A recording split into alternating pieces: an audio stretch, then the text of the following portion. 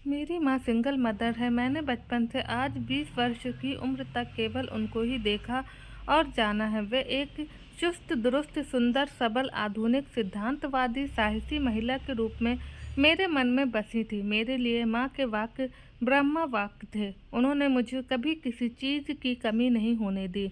वास्तव में कोई कमी थी ही नहीं। आधुनिक सुख सुविधाओं से सुसज्जित फ्लैट जिसमें 3 रूम थे, माँ की अच्छी सैलरी थी। वह एक सरकारी स्कूल में अध्यापिका थी। मेरे पालन पोषण के लिए मेरे पिता से भी हमें एक मुश्त धन मिलता था। उन्होंने मेरी माँ को उस समय छोड़ दिया था जब मैं 3 वर्ष का था। उनकी एक बेहद धुंधली सी आकृति मेरे जहन में थी। एक दुबला पतला लंबा सा व्यक्ति। अतुल, नाश्ता खाना सब बना दिया है। नाश्ता करके कोचिंग चले जाना, वहाँ से आकर खाना खाकर आराम करना, घर पर ही रहना। मैं देर से आऊँगी। कब तक आएंगी आप? 9 बजे तक आ जाऊँगी। तुम कहीं घूमने मत निकल जाना। माँ पास आई। देखो अतुल, तुम्हें ग्रेजुएशन पूरी करके नौकरी के लिए प्रयास करना पड़ेगा। अरे, नौकरी कहीं रखी है क्या मम्मी? मैं हंसा। तुम्हें कठोर परिश्रम करना पड़ेगा, आत्मनिर्भर होना होगा। मेरे पास इतना समय नहीं कि मैं तुम्हारे लिए लंबी प्रतीक्षा करूं। तुम मेरे लिए प्रतीक्षा करना मम्मी। अभी तो मैं केवल 20 वर्ष का हूँ। मेरे पास बहस के लिए समय नहीं है। 2 महीने बाद तुम 21 वर्ष के हो जाओगे। तुम्हारी नौकरी और शादी, बस मैं केवल 2 बातें ही सोचती हूँ। पिछले 16 वर्ष से नितांत अकेली मैं किस तरह से एक दूध मुँहे बच्चे को लेकर इस संसार में संघर्ष करती आई हूँ, ये केवल मैं ही जानती हूँ। तलाक के बाद तुम्हारे पिता से तुम्हारे लिए कोई अपेक्षा करना व्यर्थ है। मम्मी का कंठ भर गया और मैं सचेत हो गया। मैं तुम्हारी परिस्थिति से भली भांति अवगत हूँ माँ। तुम जैसा कहोगी मैं वैसा ही करूँगा, तुम्हारा सहारा बनूँगा। तुम अपनी सहायता करो बेटा, मेरी नहीं। वह हल्के से बुदबुदाई और बैग उठाकर बाहर निकल गई। मिसेस टीना तोमर, मेरी माँ, आज भी युवा और आधुनिका थीं। अच्छे पाश्चात्य वस्त्रों, मेकअप और लेटेस्ट कैश विन्यास में वे बेहद सुंदर लगती। यदि उन्होंने जीवन साथी के रूप में किसी को पसंद कर रखा है तो मैं कभी उनके मार्ग में बाधक नहीं बनूंगा। स्त्री का अपना एक व्यक्तिगत जीवन है जिसे वह हर किसी से नहीं बांटती है। मैंने सोचा और मुझे लगा कि अब मैं बड़ा हो गया हूँ। मैं उठकर अपने कामकाज में व्यस्त हो गया। रात में माँ देर से घर लौटी। नीचे से उनके हंसने की आवाज़ आ रही थी। मैंने झाँक कर देखा, वह कमल अंकल के साथ खड़ी थी। बहुत दिनों बाद उन्हें प्रफुल्लित और बेफिक्र देखा। कमल अंकल उन्हें अपनी कार से छोड़कर चले गए। वह मम्मी के अच्छे मित्र थे। यदि वो दोनों साथ जीवन यापन करते तो मुझे कोई आपत्ति न थी। मम्मी क्यों एक ऐसे व्यक्ति के लिए ताउम्र अकेली रहे जो उन्हें मंझधार में छोड़ गया? मैंने सोचा और लापरवाही से कंधे उचकाए। माँ अंदर आ गई थी। अतुल, कैसा बीता दिन? उन्होंने मुझे लिपटा लिया। अच्छा रहा, आप बताइए। ठीक ठाक था। अरे ये सब तुम क्या कर रहे हो? आपकी मुश्किल आसान कर रहा हूँ। देखिए, मैंने छोले चावल बनाए हैं, साथ में बूंदी वाला रायता। अरे वाह, मेरा बेटा कितना समझदार हो गया है। लेकिन मैं तो खाना खाकर आई हूँ। ओह, लेकिन आपने बताया ही नहीं। मैं निरुत्साहित हो गया। सॉरी बेटा, लेकिन कोई बात नहीं, मैं कल इसे खा लूँगी। मैं अकेले खाना खाते हुए गुनगुनाती प्रसन्न मम्मी को देखता रहा। मम्मी कमल अंकल के साथ घूमकर लौटने के बाद प्रसन्न रहती थी। मेरे लिए मम्मी क्यों अकेले रहें? उन्हें भी खुश रहने, सजने संवरने और जीवन के अन आनंदों का भागीदार होने का पूरा हक है। क्यों एक अकेली स्त्री को बच्चों, परिवार के कारण अपने व्यक्तिगत प्रसन्नता से समझौता करना पड़ता है? हर वक्त उससे ही क्यों एक त्यागमयी नारी बनने की अपेक्षा की जाती है? मैं मम्मी के बारे में अक्सर सोचता कि किस प्रकार उन्हें एक बेहतरीन जिंदगी दी जा सके। यद्यपि वह किसी भी प्रकार से पीड़ित शोषित न थीं। आर्थिक रूप से हम समृद्ध थे, मन मर्जी के मालिक थे। मम्मी ने भी कई प्रकार के किटी क्लब व सामाजिक संस्थाओं से स्वयं को जोड़ रखा था। फिर वे बिंदास थीं, कमल अंकल के साथ बिना संकोच के घूमती फिरती थी, किंतु फिर भी वे अकेली थी।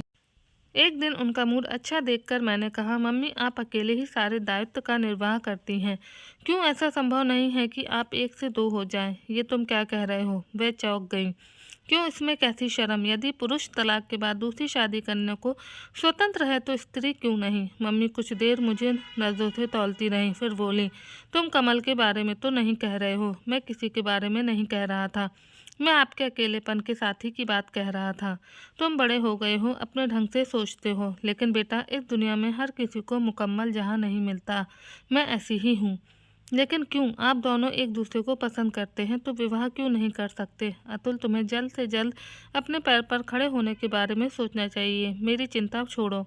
लेकिन क्यों, बताइए ना मम्मी। मम्मी कुछ क्षण विचित्र निगाहों से मुझे ताकती रहीं, फिर बोली, यदि मैं दूसरी शादी कर लूँ तो मुझे इस घर से बेदखल कर दिया जाएगा और मासिक 50,000 की निर्वाह राशि भी नहीं मिलेगी। मम्मी चुनौतीपूर्ण अंदाज से मेरे चेहरे के उतार चढ़ाव को भांपती रहीं, किंतु मेरे चुप रहने पर अपने कामकाज में व्यस्त हो गईं। उस दिन के बाद मम्मी मुझसे खुल गईं। कमल अंकल के बारे में बेबाकी से बातें करने लगी। कभी कभी उनके साथ दूसरे शहर की यात्रा भी कराती। उनका हमारे घर में दखल बढ़ने लगा, किंतु मुझे बुरा न लगता। मेरे लिए माँ का सुख संतोष ही सबसे बड़ी बात थी। फिर मैंने ज़्यादा समय नहीं लिया, रात दिन कठिन परिश्रम किया और लगनपूर्वक अपने लक्ष्य प्राप्ति में जुट गया। दोस्तों और मनोरंजन को दरकिनार किया, मौज मस्ती से एक निश्चित दूरी बना ली और अंततः मैं सफल हुआ। मैंने मात्र 5 वर्ष के अंदर ही ग्रेजुएशन करके कोचिंग के द्वारा बैंकिंग के कई एग्ज़ाम दिए और राष्ट्रीयकृत बैंक में प्रोबेशनरी ऑफिसर के रूप में एक चयनित हुआ। मेरी पहली पोस्टिंग लखनऊ में हुई। माँ बेहद उदास थी। मेरी पैकिंग करते करते मुझे तरह तरह के निर्देश दे रही थी। मैं आधी बातें सुन रहा था, आधी नहीं। रोमांचित था, उत्साह से लबरेज था। अपने पैर पर खड़ा होने का आनंद ही कुछ और था। आज रात की ट्रेन थी। मम्मी भी साथ आना चाह रही थी, किंतु घर स्कूल का भी दायित्व था। उन्हें मना कर दिया। शुरू में सप्ताह भर होटल में रहने की योजना थी, फिर बैंक कर्मियों के सहयोग से किराए का घर लेता या पेइंग गेस्ट बन जाता। कुछ जरूरी सामान खरीदकर घर में प्रवेश किया तो माँ की आवाज़ कान में पड़ी। वह अंकल से कह रही थी, जिस बात से मैं सबसे ज़्यादा भयभीत थी वह सब कुछ होने जा रहा है। वह उसी शहर में जा रहा है जहाँ उसके पिता रहते हैं। अरे टीना, उसे कुछ पता ही नहीं है कि वह कहाँ रहते हैं, न मोहल्ले कॉलोनी की जानकारी है। तुम बेवजह डर रही हो। फिर भी कभी कहीं उनसे भेंट हो जाए तो पहचानेंगे कैसे एक दूसरे को? अतुल की अपने पिता में कोई रुचि नहीं है, अन्यथा तुमसे उनके बारे में पूछता जरूर। क्या पता, खून उबाल मारता है कमल। मैंने ज़्यादा नहीं सुना, खकार कर अंदर आ गया। मुझे देखकर उन्होंने दूसरी बात शुरू कर दी। पहले विषय पर पूर्ण विराम लग गया, किंतु मेरे मन में खलबली मच गई। पापा लखनऊ में रहते हैं।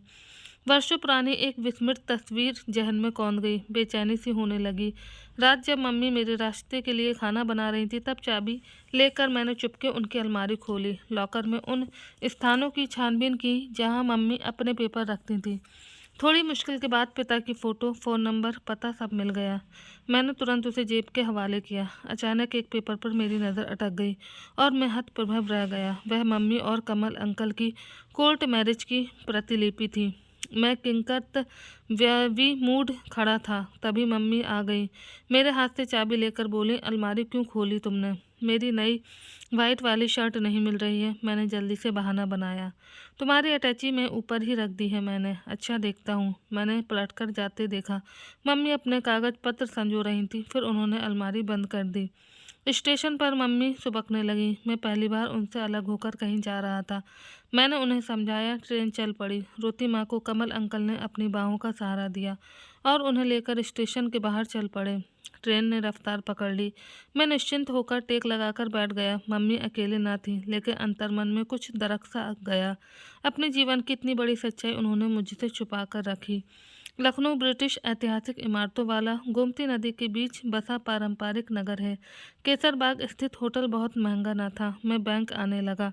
लोग अच्छे थे। सप्ताह भर में फ्लैट मिल जाने का आश्वासन भी मिल गया था। रात में प्रतिदिन मम्मी घंटों मुझसे बात करती, दिन भर का ब्यौरा लेती। मैं उनसे बात करते करते सो जाता।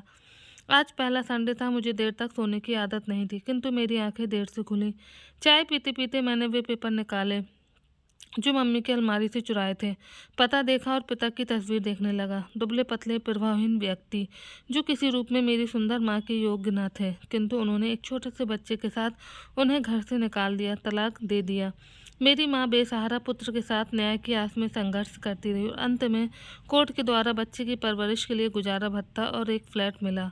माँ को ठौर मिल गया। बाद में वह भी नौकरी करने लगी। जिंदगी ठिकाने लग गई। इनसे मिलना होगा, वर्षों पुराना हिसाब चुकता करना है। मैं बुदबुदाया। नहा धोकर नाश्ता किया और टैक्सी करके तिवारीगंज की ओर चल पड़ा। ठीक स्थान पर पहुंच गया। पुराने पारंपरिक ढंग से बने मकान कतार से खड़े थे। वह एक पुराना आलीशान बंगला था, लेकिन रख रखाव के अभाव में विदीर्ण हो चला था। वर्षों रंग रोगन का मुंह न देखने वाला बंगला बेतरतीबी से उगे पौधों और कुछ वृक्षों वाले एक घने बगीचे से घिरा था। मुझे विचित्रता अनुभूति हो रही थी। मैंने साहस करके बेल बजा दी। आज संडे है, जरूर सभी घर पर होंगे। सभी, मुझे तो पता ही नहीं था कि घर पर कौन कौन है। जरूर मम्मी से संबंध विच्छेद के बाद पापा ने दूसरी शादी कर ली होगी। कई मिनट बाद दरवाज़ा खुला। सामने पापा ही थे। लंबे दुबले पतले, रुग्ण, कुछ उदासीन से लग रहे थे। शेप बड़ी थी। पजामा कुर्ता पहने वे कहीं से भी मेरी सुंदर माँ के समकक्ष नहीं लग रहे थे। कौन हो तुम? पापा के चेहरे पर जिज्ञासा उभरी। मैं अतुल, श्रीमती टीना तोमर का बेटा। अरे अतुल! पापा मेरे गाल पर हाथ सहलाते हुए नम आंखों से बोले, कितना बड़ा हो गया है तू। फंटूश, बुलाता था मैं तुम्हें। अंदर आओ। एक वीरान चेहरे पर बाहर आ गई। माँ देखो, फंटूश आया है। मैं अंदर आ गया। घर में सब कुछ था, लेकिन गृह स्वामिनी की उदासीनता से सब बिखरा और असंयोजित था। पापा जैसी दुबली पतली दादी भी थी। व्हील चेयर पर बैठे दादाजी के भी दर्शन हुए। मैंने सबके पैर छुए। सब मुझे देखकर खुश थे, किंतु बेजान से थे। घर वातावरण, घर के सदस्यों के चेहरे पर स्थायी वीरानी छाई थी। मैंने इधर उधर देखते प्रश्न किया, और कौन कौन है दादी? बेटा, हम 3 ही हैं घर में। माँ को छोड़ने के बाद पापा ने दूसरी शादी नहीं की? मैंने पापा की ओर देखकर कहा। मेरे स्वर में तलखी थी। नहीं, किंतु मैंने तुम्हारी माँ को नहीं छोड़ा। माँ, आप फंटूश के पास बैठिए, मैं चाय बना लाता हूँ। पापा किचन में चले गए। 2 जोड़ी वृद्ध असहाय एकटक देखती बेधती आंखें, वे निगाहें जैसी मेरी आत्मा में उतरी जा रही थीं। मुझे बेचैनी सी हुई।